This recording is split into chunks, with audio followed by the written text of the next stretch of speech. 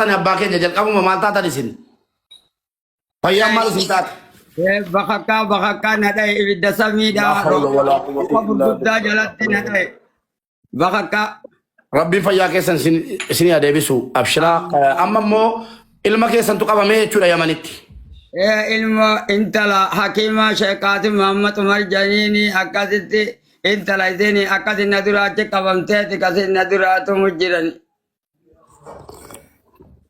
أيه كم برادي ساتي جولم تيار أرجع غارا كيسة جتن خنا نسيمبيك مكا كيسة وامو مربادوان لفا قلتني سميبا تني مچايو قبم تيجر تخنا برباداتي نانو إسنجر تو كوي ساتي الدنيا فكيس نانو إسنجر تو نما فياهن كمني أباسي غرغارو ربي ياباتي نانو إسنجر تو ساتي الدنيا فكيسا سنبام نتانان كلاشي كيساني كداتي كليت سينان سنين نالبوكم نما فياهن كمني بقى كاربي تبوي أسرتا إيشين كلا تشوجرا ميرة ورّي دانغا يماني في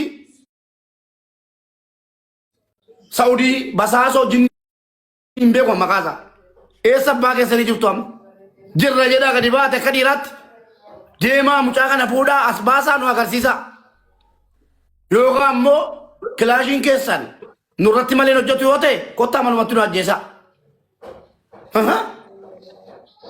كبران كابان جولم تهار أرجع أشي كتانو يو وان كنا كوچودن ديس ميلا جولة واللو ميلا جولة نارسي ugaadu bachuudhaaf yoo fi keessan harka keessaa qabaattan rabbiin sodaadhaa irraa hiikkadhaa intala isaanii kennaafi gadhiisa dhugaa walitti hin jechuudha bakka kanaatti laman zarmaan zarii koon taradhanu beekanaa see malee manuma uwwisuu fanaa see malee deemii zarmaan zarii koon taradhi naala buug dhugaa walitti himna namni bakka sana qabatee jiru ijoollee keenya wallo ijoollee keenya arsii ijoollee keenya hararge ijoollee keenya jimma waan akkasii jechuudha dhugaa walitti himna jechuudha bakka kanaatti utuu nama fayyaa qabu ta'e irraa naasawwan akka barbaaddan wal godhaan siniin jedha kun ofiifuu nama fayyaa hin qabne intala isaa qabdanii rifattanii gadhiisuu qabdu hatattamaan dhugaa walitti himna jechuudha jaalimsaa maalirraa hubatte eenyu ka qabeettee yaaddaati ganda waamin ganda tokko miti kan waan akkana qabu inni muka walitti suuquun namni kan biraati inni kun maallaqaaf qoyyaasin afaan jalaanatu beeka xiqqoo kuni maallaqaa waa laqaafatanii dhumiti jaalimsaa Oke, hawala gafatan. Awan sinin jadi obolako. Ittaqillah rabbi sodadna. Ani tunna makan arra berimi le number badate. Liki chudo kimmo ida. Wallahi rambut. Abada. Bor abata taniyal guf juttu. Inuma yuni kamalete emale isinu abada. Jabalake sa jolle me kam. Walben na chudo. Yolutti matan. Diqalanu namara tilmon. Kun abbaadha harki isaan jiru fuulli isaan jiru rabbi balaa gad itti buuse kanuma laaltanii akka rabbi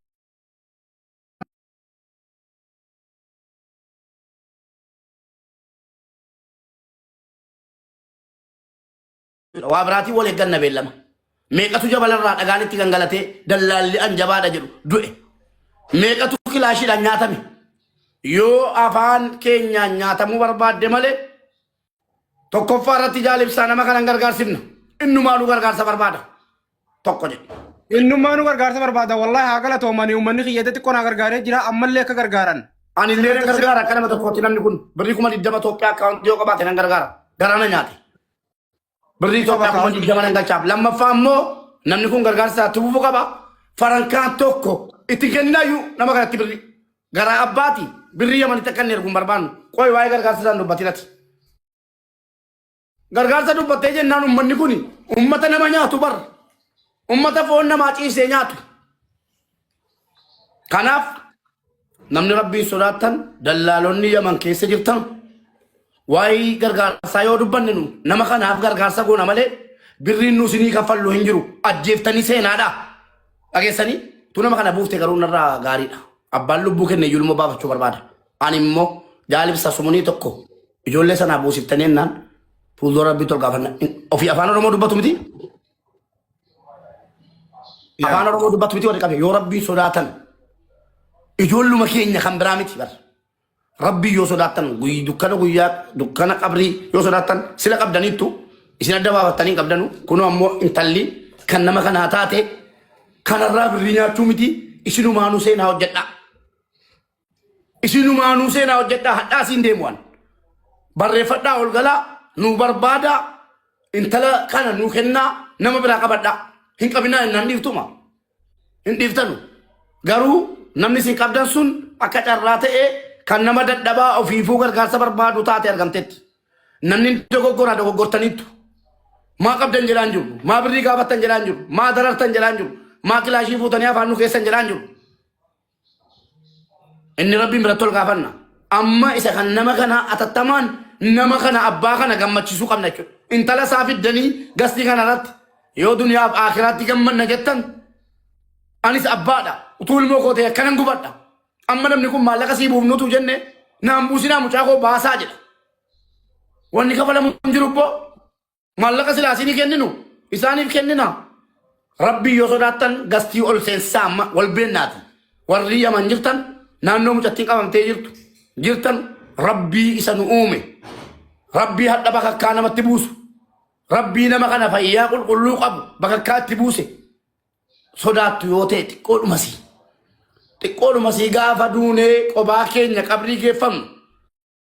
Rabbiin rahmata xiqqoodhumasii jara hamataatiin nu balaalu yoo jettan nama kana ilmoo isaa kabajaan kottaan nu kenna. Amma ol nu galchi. Ajjala jiru dhibbaan dhibbatti. Hin beekanuuf qaban.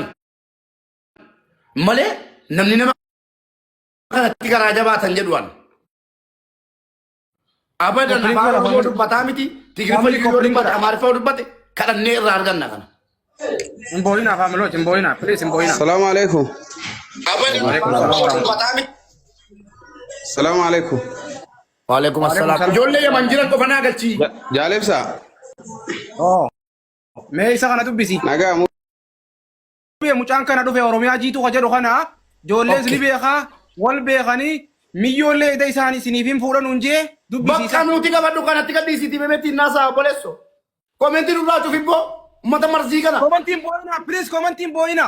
Mucaan kun nama raggataan jiru yaa sa'aatiin nama raggatu hin boossanu sa'aatiin nama arrabsu hin boossanu sa'aatiin ishee hojjetu kana jajjabeessuu waan ta'an ofii goote jechuudha. Takkaa isaa hojii nama raggate hin beeku takkaa isaa nama raggatu dhufee hin beeku.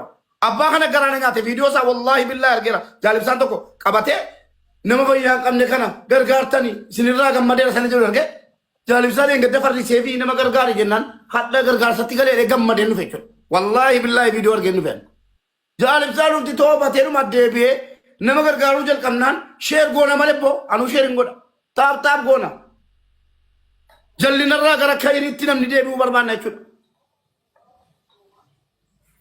Obboleessa keenya Oromiyaa jiitu.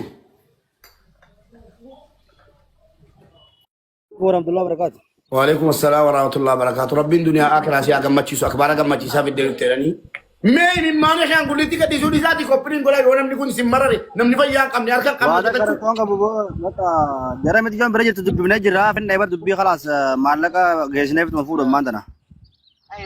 Egaa yoo maallaqni kee famu ta'es nu maallaqa kenni nu qabnu nu akkaawuntii isaanii irra galchinaaf amma an akkuma diddama nan galchaa fi isin immoo akka ijoollee keenyaatti mataa ol nu qabaa intala nu fida amma barbaanne nu intala. Jarri jookarikoo gaafa alagaa harkaa nurkaa alagaadha jedhamnu. Alagaa nuun jedhanii nurraa fudhatan mucaa amma fidanii amma agarsiisanii amma nu agarsiisaa maal beellama maalii barbaachisa qalbiin nama 3,600 kun si haa eebbisu Oromiyaa. Nuti dafaa. Abshir. Akkas sheer godhaa midhaan dhugaatti. Amma dhufuu qabdi. Sheer godhaa. Nama kanallee gammachiisa uummata Sheer keessatti godhaa abbaa kanaaf ilmoo wal agarsiisne kan inni akka sheer godhaa. Miti yoo bakka akkana jennatti himnee jirra.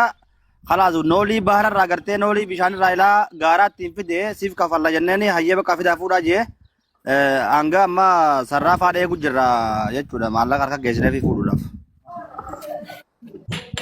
Abboo Oromiyaa. Bismillahirrahmanirrahim. Obboleessa koo nama 3,600 jira. An rabbiin tarii lolan qabataa hin beekamu. Rabbi na jibbeera ta'a. Garuu nama rabbi jaallatu tokko ajala jiraachuu danda'a. Aamin jedha. Rabbiin duniyaa akhiraa si haa gammachiisu. Abbaa kana gammachiisuuf deemta. Rabbi si haa milkeessu.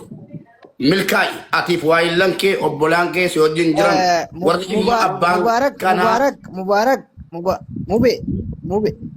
Mubee kiyya dhiifama dubbillee isaa afaan qabe du'aa illee godhaa jirta.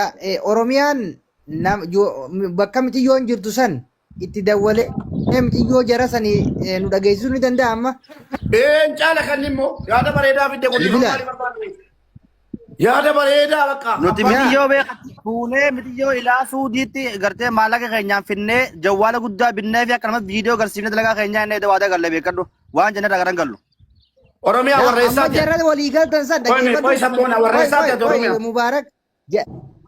Hirna harargee lixa hirna. Mubaarak hoy Allahu gaala akkana Akbar. goona laal. Lakkibbo. Laal Mubaarak jedha. Lakkibbo ijoollee harargee ta'a. Akkana goona mubee. Gastii irra galee kijibaa gas ga'u abbaa isaa irratti hin kijibuun jedhe ani. Sabboonaa koo ati garuu fitan. Yaa inki jibu waan goonu. Mubaarak amma maallaqa akkaawwantii irra eegu jirraa jee. Oromiyaan amma dawwalee jara maallaqa barbaadu qabdi yoo kootaa Mitiyyoo fuudhaa nuti bar maallaqa maallaqa Naajeeriyaa sadi dawwalee maallaqa biyyootti kanaa kanneen mitiyyoo dandeenya. raafuun ammoo osuma asirra jirru osuma asirra jirruuti maallaqa geessinee fi mitiyyoo fuunee sharaa keenya finnee si dhageessifna bara. Maal kanaa Abbaan nagarratti fi deemee ijoollee ishee godhaa ammuma nuufi dhimee obboleessa kiyya. waan godhuu dandeenye. Itti muddi Obboleessa koo Oromiyaa wallaahi billaahi angara kootiin. Mitiyyoo amma Waa isii kadhachuu malee waa si gochuu hin danda'u obboleessu. Yaaduma kan gara bisii fakkenna. mitiyyoo dubbiftanii mitiyyoo hoggaa mana keenya dhufte dubbiftanii wajjin haasoftan bakka. Aboora rabbi duniyaa akiraa si haa gammachiisu jarana du'aa eddaan nan kutinaan.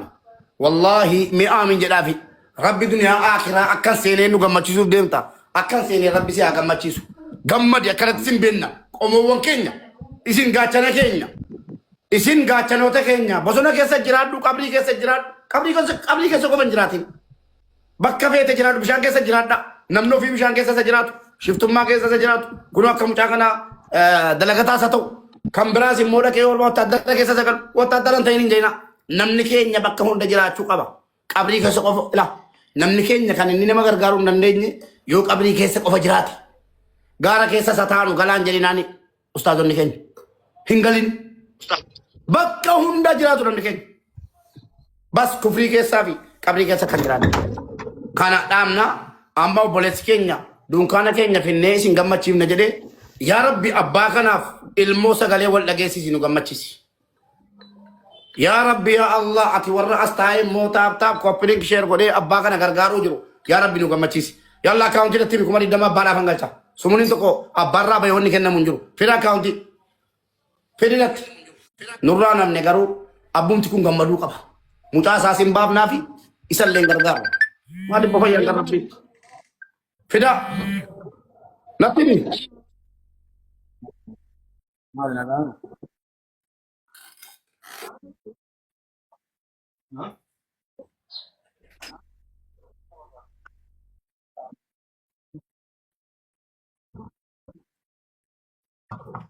እሺ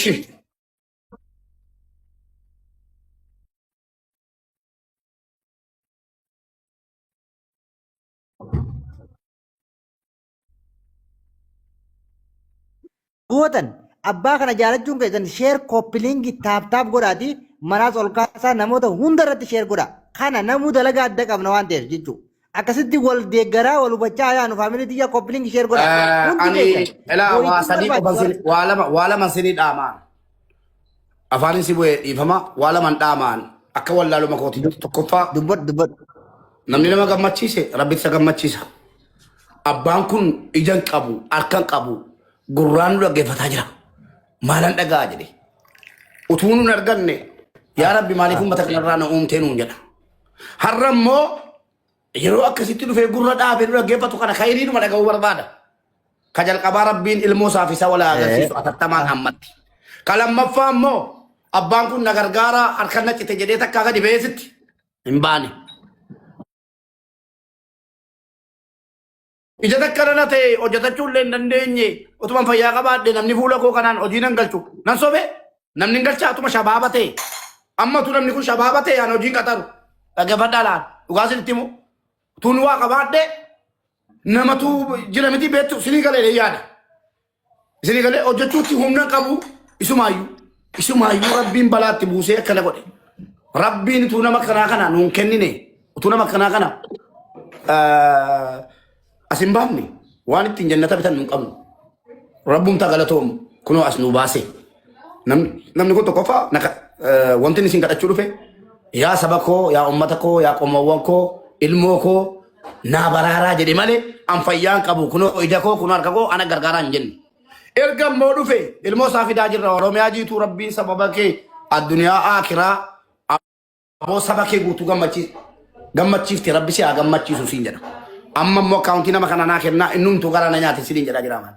Innumtuu gargaarsa barbaada boleesso. Jaalibsa achi biutii irra jettaa intiraan jedhin akkaawuntii isaa barreessaa Aboo bini. Mubaarak dhaggeeffadhu baatiinis dhaggeeffadhu mubeekiyya laal dhaggeeffadhu dhugaa dubbannaa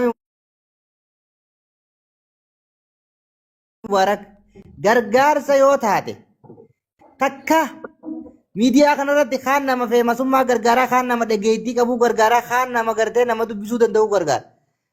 Namni kuni abbaan keenya kuni laal gargaarsaa osoo hin ta'initti ilmoo isaa osoo kana jiruu biraa deemtee biyya namaa keessatti akkanumaanuu gubbaan isaa humna hin qabne isaa iyya hin qabne isaa ifiifuu tana keessa jirtu maallaqa gaafatan biyyaa baatee akkuma namaa tokkotti.